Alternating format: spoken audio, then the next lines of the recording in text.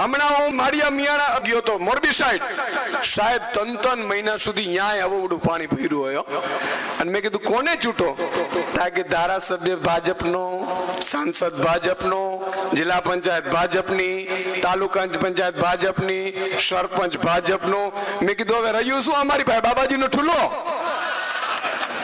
છતાં મેં કીધું ચિંતા કરવાની જરૂર નથી. 2 વર્ષ પછી આ મર્દના ફાડિયાઓ વિધાનસભામાં આવે છે. ભાજપને જેટલી તાકાત હોય એટલી લડી લો મિત્રો. તમારો સાથ હશે. એક ગામે જો યુવાનો તૈયાર થશે, વડીલો તૈયાર થશે અને ગામે ગામ જો વિસાવદરવાળી કરીશું તો હું આપને કહું છું કે હવે આવેદનો, રજૂઆતો, પદયાત્રાઓ અહીંયાથી રામાપીર, જય રામાપીર કરી નાખો. હવે માત્ર એક જ વાત કરવાની, સત્તા લાવવાની છે અને અમે જ ઘેરના જ લોકો સત્તા લાવીશું. ઘેરના જ લોકો ફંડ નક્કી કરશે, ઘેરના જ લોકો કામ કરશે અને ઊંધી રકાબી ને સીધી રકાબી પણ તમારે જ કરવાની છે મિત્રો. 2 વર્ષ પછી આજે વ્યવસ્થા શું થાય ખબર છે? આપણે ગુલામી માનસિકતા ધરાવીએ છીએ.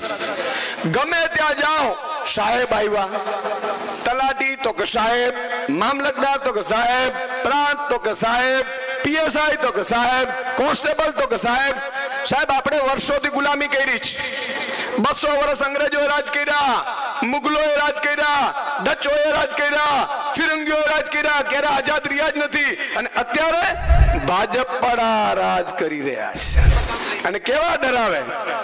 જાઓ જો પ્રશ્ન પૂછો તો બેને, અને એમાં ખબર પડે ને કે ભાજપ બદનામ થાય છે એટલે હારા કોંગ્રેસ વાળાને ફોન કરે. અલા હે કોડાઓ, તમારી અમે વિસાવદરમાં બેની જોઈ લીધી માસિયાઈઓની. સાચું કે નહીં? પણ મિત્રો ચિંતા કોઈએ કરવાની જરૂર નથી.